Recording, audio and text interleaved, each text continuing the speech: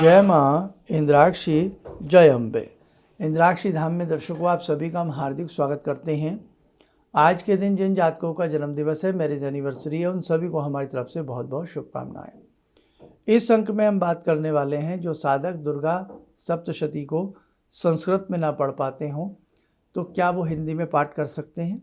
क्या हिंदी में पाठ करना उनका माननीय है, सही है दृष्टि से, और साथ में दुर्गा सप्तशती हम कहाँ से लें, किस प्रकाशन की लें, सारी चीज़ इस अंक में हम करने वाले हैं। आइए पहले आज का पंचांग देखें। 7 अप्रैल सन 2024, दिन रविवार, संवत 2080, चैत्र मास, कृष्ण पक्ष, तिथि त्रयोदशी, नक्षत्र पूर्वा भाद्रपद, राहु काल 4:30 से 6, दिशा सूल पश्चिम दिशा। सबसे पहले तो बता दें कि दुर्गा सप्तशती जिन लोगों को मालूम नहीं है, जो नए दर्शक साधक जुड़ते हैं, क्या है दुर्गा सप्तशती। दुर्गा जी का नाम है, भवानी इंद्राक्षी का नाम दुर्गा है ना। दुर्गा के अनेकों स्वरूप है। तो ये तो हुआ नाम सप्तशती। सप्त माने 7, शती माने 100। तो इस पुस्तक में सप्तशती 700 मंत्रों का संकलन है, इसलिए इस पुस्तक का नाम, इस ग्रंथ का नाम दुर्गा सप्तशती है। समझ गए? हाँ, और देखो कितनी बड़ी बात है, श्रीमद् भागवत गीता में भी 700 ही श्लोक हैं। श्लोक कह लें, मंत्र कह लें, श्रीमद् भागवत गीता में भी 700 हैं, और दुर्गा सप्तशती में भी 700 हैं, है ना भाई। देवी माँ का कोई आशीर्वाद है। अब दूसरी बात, किस प्रकाशन की लें।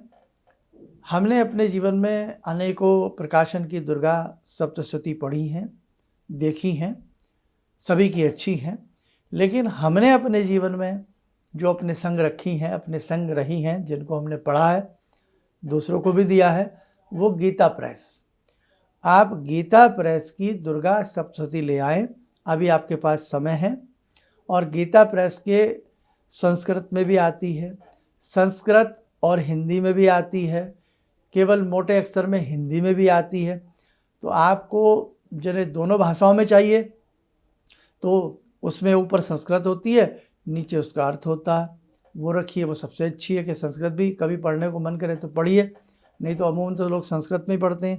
एक प्योर संस्कृत में आती है, जो जैसे कि ये पुराना नंबर है, इसका आप कह नहीं सकता किस नंबर से आती हो, क्योंकि गीता प्रेस की हर पुस्तक के ऊपर एक क्रमांक दिया होता है। तो इसमें जो क्रमांक है वो है 117, 117। ये संपूर्ण रूप से पूरी संस्कृत में है, इसमें हिंदी नहीं है, पूरी संस्कृत में है। ऐसे ही एक आती है संस्कृत और हिंदी में, एक आती है पूरी हिंदी में। ये तो बात क्लियर हो गई। गीता प्रेस के लिए 3-4 तरह के वर्जन आते हैं, आप कोई भी अपने हिसाब से ले सकते हैं। अब एक बात, हम संस्कृत नहीं जानते, हम बात कर रहे हैं एक तरह से कि हम संस्कृत नहीं पढ़ सकते, और हमारा मन है कि हम दुर्गा सप्तशती नवरात्र में करें। दुर्गा सप्तशती में कितने अध्याय हैं? अध्याय 13 हैं, ठीक है, 13 अध्याय हैं। बाकी अर्गला, कवच, कीलक अलग बातें हैं, तंत्रोक्त सूक्त अलग हैं, है ना, और जो अपराध क्षमा प्रार्थना है वो अलग है। बहुत सारी चीज़ें दुर्गा सप्तशती में दी गई हैं। लेकिन नवरात्रों में जो मुख्य रूप से जो अध्याय पढ़े जाते हैं वो 13 अध्याय होते हैं। कवच होता है, अर्गला है, कीलक है, तंत्रोक्त देवी सूक्त है, रात्रि सूक्त है, नवारण मंत्र की माला है। तो मन में बहुत लोग ऐसे सोचते हैं कि मैं संस्कृत गलत ना पढ़ लूँ और मुझे पाठ भी करना है। तो बेटा, ऐसी स्थिति में आप दुर्गा सप्तशती को कवच से लेकर के उसके किसी भी अध्याय को हिंदी में भी पढ़ सकते हैं। क्या कोई दोष लगता है? नहीं साहब, किसी प्रकार का कोई दोष नहीं है। भगवती हैं, हम सबकी माँ हैं। माँ समस्त भाषाओं को जानती है, समस्त भाषाओं की जननी है। और दूसरी बात, एक बात और ध्यान रखें, माँ क्यों है? किसी भी देश की भाषा को मदर टंग कहा जाता है, पिता टंग नहीं कहा जाता। मदर टंग क्यों? माँ अपने बच्चे की भाषा को सबसे पहले समझती है, बोलना सिखाती है, इसलिए माँ अपने बच्चे के भाव के हर रहस्य को पढ़ लेती है। बच्चा बोलता भी ना हो तो भी माँ उस भाव को समझती है। बच्चा तुतली आवाज़ में बोले तो भी माँ उस भाव को समझती है। और बच्चा ना भी बोले, अंदर ही अंदर कुछ सोचे तो भी माँ उस भाव को समझती है। जो बच्चे गुमसुम रहते हैं, बेचारे बोल नहीं पाते हैं, उन रहस्यों को भी माँ पढ़ लेती है कि मेरा बच्चा ये मांग रहा है, मेरे बच्चे को इस बात की ज़रूरत है, मेरा बच्चा मुझसे ये कहना चाह रहा है। समझती है ना माँ? आप भी माँ हैं, आप भी अपने बच्चों की सभी भाषाएं समझती हैं। चाहे वो किसी भी तुतलाहट में बात करे, मौन रह करके बात करे, खिंच करके बात करे, चिढ़ करके बात करे, और तो और नैन नकस की भाषा जो होती है बच्चों की, उसको भी माँ पढ़ लेती है कि अरे अब इसको गुस्सा आ रहा है, इसको मत छेड़ो, अरे अब ये बहुत खुश है, इसको खेलने दो। तो भैया माँ तो माँ है। तो बेटा किसी भी इस प्रकार की उसमें मत फंसे भ्रम जाल में कि नहीं साहब संस्कृत में आप पढ़ोगे तो आप विद्वान बन जाओगे, आपको आपका पाठ पूरा माना जाएगा। ऐसा नहीं है। हाँ, प्राथमिकता संस्कृत है। अगर आपको आती है तो ये नहीं है कि आती है कोई चीज़ और फिर ना पढ़ें। संस्कृत पढ़ने का प्रयास करें, संस्कृत सीखने का प्रयास करें।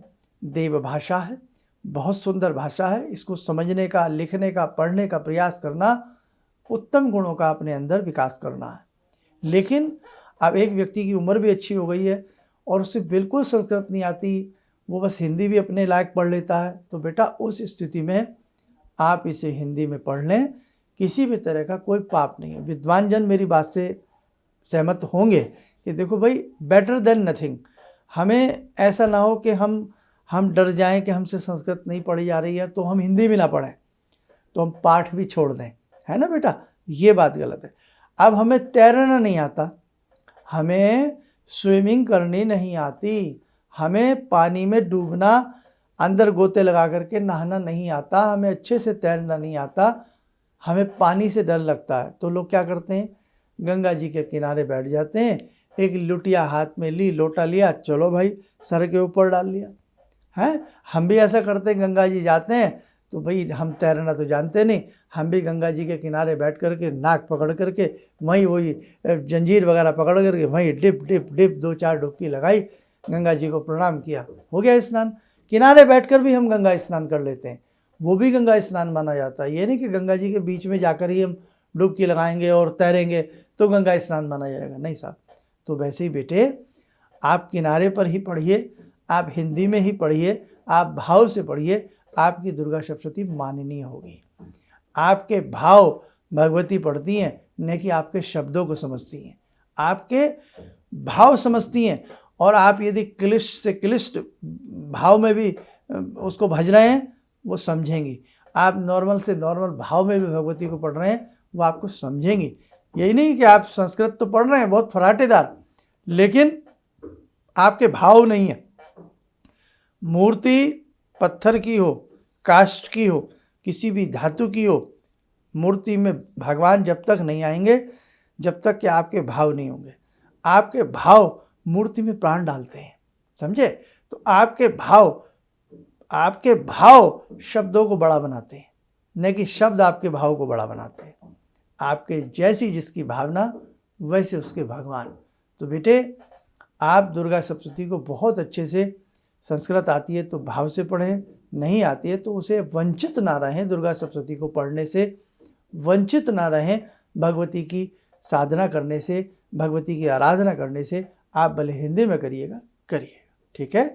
आइए, समय हो चला आज की ध्यान साधना का जुड़ते हैं।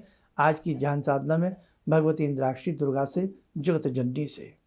ॐ सिन्दूरारुणविग्रहां त्रिनयनां माणिक्यमूलस्फुरात् स्तारानायकशेखरं स्मितमुखी भापेन वाक्छोरुवां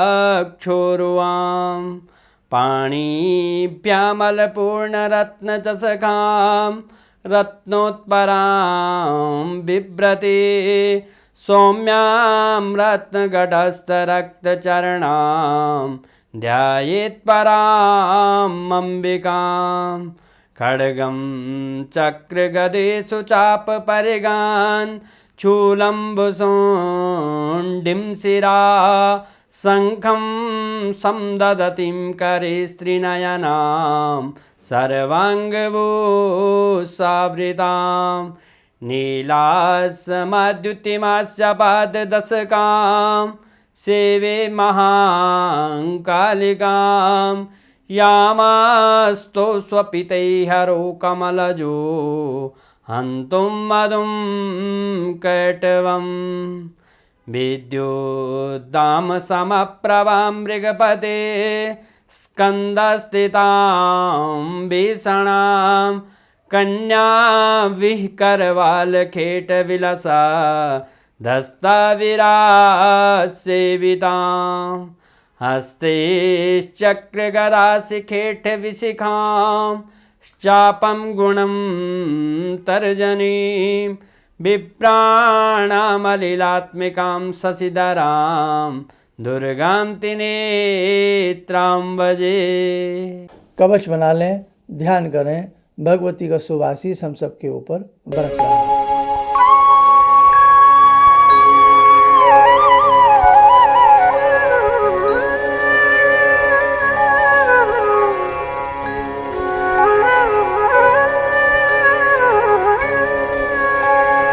ओम बोलते हुए नेत्र खोलें, सामान्य हो जाए। देखो साधकों, नवरात्र कैसे करेंगे, नवरात्र की पाठ विधि क्या है, नवरात्र में भोग कौन कौन सा लगता है, इसके लिए आप हमारा प्रतिदिन का कार्यक्रम देखते रहना। और साथ ही जो हमने नवरात्र विशेषांक एक कार्यक्रम 2-3 रोज पहले बनाया है, उसको सभी अच्छे से देख लेना। और जिस प्रकार के हमारे कार्यक्रम होते हैं, जैसा आज है, आज हमने प्रस्तुत किया नवरात्र विशेषांक है, बेटा ऐसे कार्यक्रम आप लोग एक दूसरे को शेयर कीजिएगा, ठीक है। और दूसरी बात, नवरात्र आ रहे हैं, 9 अप्रैल का प्रथम नवरात्र है, प्रथम हिंदी दिवस का दिन है, तो सभी को प्रथम हिंदी दिवस की बहुत बहुत शुभकामनाएं, नए वर्ष की बहुत बहुत शुभकामनाएं। और 8 अप्रैल की, यानी कि आज 7 तारीख है और कल 8 अप्रैल है, कल सोमवती अमावस्या है। सोमवती अमावस्या में जप तप दान करना बड़ा श्रेष्ठ रहता है। बहुत लोगों में भ्रांति है कि कल के दिन खग्रास सूर्य ग्रहण तो नहीं है, तो वो भी वीडियो बनाई है। कहीं भी भारत में सूर्य ग्रहण का कोई स्पर्श नहीं रहेगा, सूर्य ग्रहण भारत में ये मान्य नहीं होगा, ना ही इस ग्रहण का असर किसी राशि पे पड़ रहा है। तो आप लोग बिल्कुल इस बात से कदापि डर करके अपने भक्ति भाव को मत छोड़ देना। कल सोमवती अमावस्या है, अच्छे से पूजा पाठ भक्ति सभी करना। चलिए, आप सब स्वस्थ रहें, सुखी रहें। इन्हीं शुभकामनाओं के साथ हम अपनी वाणी को विराम देते हैं। जय जय अम्बे। भगवान से जुड़ो, और भगवान से जुड़ने का जरिया आपने बताया, बहुत अच्छा लगा, बहुत धन्यवाद। और सनातन धर्म को जिंदा रखने के लिए आप जो प्रयास कर रहे हैं बहुत सराहनीय है। हम लोग को मौका मिला है, हम लोग भाग्यशाली हैं जो आपके करीब आने का हम लोग को मौका मिला है। किसी भी समस्या के समाधान के लिए मिले प्रसिद्ध हस्तरेखा एवं वास्तु विशेषज्ञ प्रोफेसर धर्मेंद्र शर्मा जी से। नोट: शिविर में भाग लेने हेतु एवं व्यक्तिगत रूप से मिलने के लिए कॉल करने का समय सुबह 10 बजे से शाम 6 बजे तक। हमारे विभिन्न ज्ञानवर्धक कार्यक्रम देखने के लिए आप हमें अभी सब्सक्राइब करें, बेल आइकन को प्रेस करें ताकि आप देख सकें हमारा कार्यक्रम सबसे पहले। और अधिक जानकारी के लिए फेसबुक पेज को लाइक करना न भूलें।